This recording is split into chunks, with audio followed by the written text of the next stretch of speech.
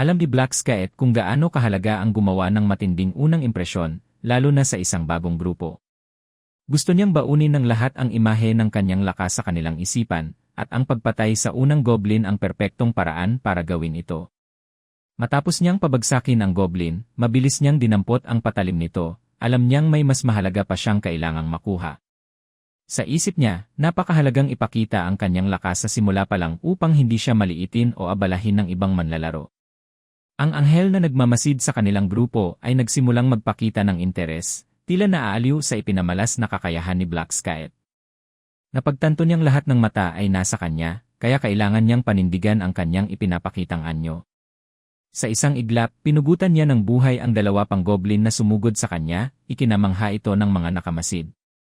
Nagsimulang magtanong-tanong ang ibang manlalaro kung si Black Scaet ba ay isang uri ng sikretong ahente. Ang kakaiba niyang pangalan ay lalo lamang nagdagdag sa kanilang kuryosidad. Inisip pa ng ilan na baka sobrang hinalang ng mga goblin, kaya ganoon na lang kadaling pinatumba ni Black Scaet. Ngunit agad din napawi ang kanilang kumpiyansa. Isang manlalaro ang nagpakampante, at hindi niya namalayang may goblin na nakalusot at agad siyang pinatumba sa isang suntok lang. Ang tinatawag nilang pinakamahinang kalaban ay kayang pumatay sa isang iglap na nagsilbing matinding sampal sa katotohanan. Mabilis na kumalat ang takot at nagsimula ng magsitakbuhan ang mga manlalaro para iligtas ang kanilang mga sarili.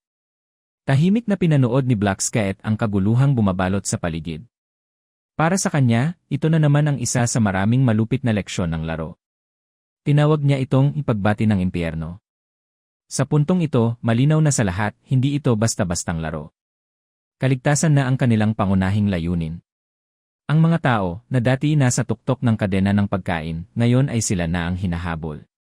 Habang umiiral ang takot, nagsimulang magtakbuhan ang mga tao sa iba't ibang direksyon, pinangungunahan ng likas na instinct na mabuhay.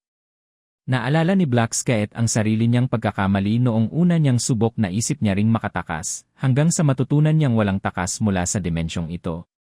Isang babae ang napahinto, napagtantong nakakulong siya sa isang hindi nakikitang harang, at wala siyang kawala mula sa mga goblin.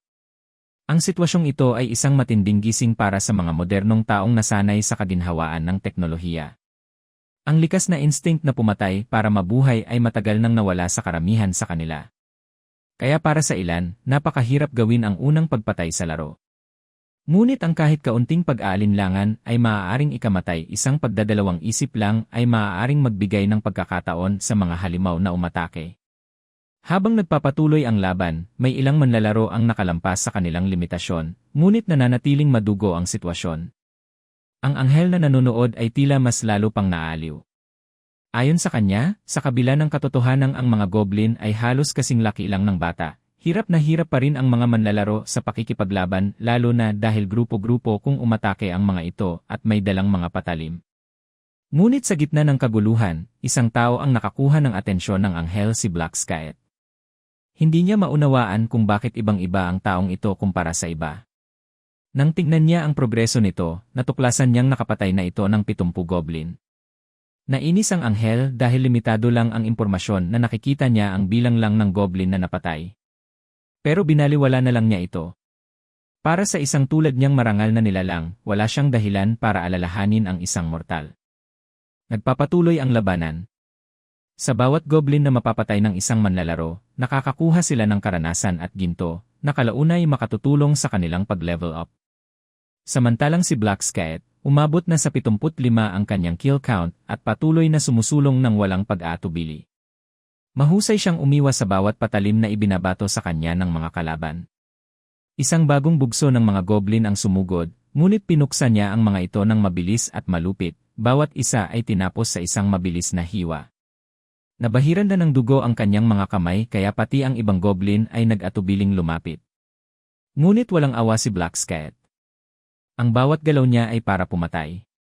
Habang tumatagal, mas lumalalim ang kanyang tingin, tila isang mandirigmang nabubuhay para sa dugo. Napansin niyang nagsimula ng umiwas sa kanya ang mga goblin, kaya nagpasya siyang pansamantalang tumigil. Wala namang umaatake sa kanya sa ngayon, kaya't binuksan niya ang kanyang status window at nakita niyang nakaabot na siya sa level 4 at nakakuha ng 6 na dagdag na stat points. Bawat level up ay nagbibigay ng 2 dagdag na stat points. Inilaan niya lahat ito sa agility. Isa itong estratehikong desisyon, pinapabilis ng agility ang kilos, pinapataas ang attack rate, at pinahuhusay ang pag-iwas sa mga atake.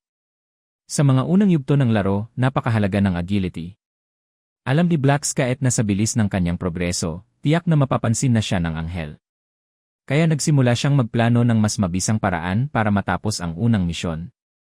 Biglang may tumamang patalim sa isa sa mga goblin. Nang muling tumingin si Black Scaet, tinawanan niya ang mga ito, tinanong kung ayaw na ba nilang lumaban. Ngunit nanatiling tahimik ang mga goblin. Napabuntong hininga si Black Scaet. Wala siyang magagawa kundi ipagpatuloy ang kanyang atake. Sa isang iglap, naglaho siya sa kinatatayuan at lumitaw sa likod ng grupo ng goblin, kinuha ang patalim na kanyang inihagis. Ilang segundo pa bago makapag-sink in sa mga kalaban ang pangyayari. Ngunit bago pa sila makagalaw, nagbitaw siya ng isang matinding round slash nilaslas sa kalahati ang buong grupo. Sa pagkatalo ng mga goblin, muli siyang nag-level up at ipinaalam ng system na natapos na niya ang unang misyon. Isang karit na nababalot ng itim na liwanag ang lumitaw sa kanya, senyales ng matagumpay na pagkumpleto. Napangiti si Black Scaet. Para sa kanya, ganito talaga ang unang round, diretsahan pero nakakapagod. Alam niyang kailangan pa niyang dagdagan ang effort para tuluyang makuha ang atensyon ng anghel. Binati siya ng system sa pagiging unang nakatapos ng misyon sa kanilang zone at sa pagiging top rank sa lahat ng zones. Umabot lamang siya ng 1-0 minuto at 21 segundo. Buong galak niyang tinanggap ang pagkapanalo bilang rank 1. Malalaman pa lang ng iba ang kahalagahan nito dahil ang top 3 sa bawat misyon ay bibigyan ng espesyal na gantimpala. Bilang gantimpala sa kanyang pagiging una sa zone, nakakuha siya ng Rare Weapon Selection Coupon, ang pinakamababang uri nito. At dahil top siya sa lahat ng zone, nakakuha rin siya ng Unique Reward Selection Box, isang bagay na tiyak na magbibigay sa kanya ng kalamangan. Pinili muna niyang gamitin ang Weapon Coupon. Ipinakita ng system ang listahan ng mga rare weapon na maaaring piliin. Medyo naasiwa siya sa ideya na kailangan pa niyang bumalik sa mga mababang klaseng sandata, ngunit pinili pa rin niyang magpasalamat sa pagkakataon. Matapos ang sandaling pag-iisip, pinili niya ang stiletto, isang patalim na kilala bilang pinakamahusay para sa mga baguhan. May dagdag itong agility stat at may attack power na 15. Agad niyang itinapon ang dating patalim na nakuha mula sa goblin at ipinagpaliban muna ang paggamit ng isa pang gantimpala. Habang tinitingnan niya ang kanyang mga reward, patuloy pa rin ang pag-atake ng mga goblin sa ibang manlalaro. Nang muli niyang buksan ang status window, may napansin siyang kakaiba. Lumitaw ang titulong Last Time Regressor, isang pamagat na hindi pa niya kailanman nakita sa lahat ng 99 niyang subok. Napagtanto niyang ang rune na ginamit niya kanina ay ang Rune of Regression, ang parehong rune na una niyang natanggap. Ito ang dahilan kung bakit siya nakarating sa puntong ito, kahit na agad itong naglaho matapos gamitin. Ang pagkakaiba lang ngayon, may error na lumitaw kaugnay ng rune. Inasahan na ni Black Scaet ang kinalabasan na ito, alam niyang hindi niya maaaring ulit-ulitin ang pagbalik ng oras magpakailanman. Pinatunayan ng rune na ito na ang kasalukuyang subok niya ay ang kanyang ika-100 regresyon na siyang nagbigay daan sa titulong Last Time Regressor. Ang mga titulo sa larong ito ay mas makapangyarihan kaysa mga rune, at ang titulong ito ay makukuha lamang matapos ang ika-100 regresyon. Ang Last Time Regressor ay nagbibigay sa kanya ng kakayahang manatili sa soul form sa loob ng 1 minuto at muling mabuhay na may 30% ng kanyang health, isang kakayahang karaniwang eksklusibo sa mga pari. Naisip ni Black Scaet ang potensyal ng bagong pamagat na ito na maaaring maging susi sa kanyang tagumpay sa larong ito.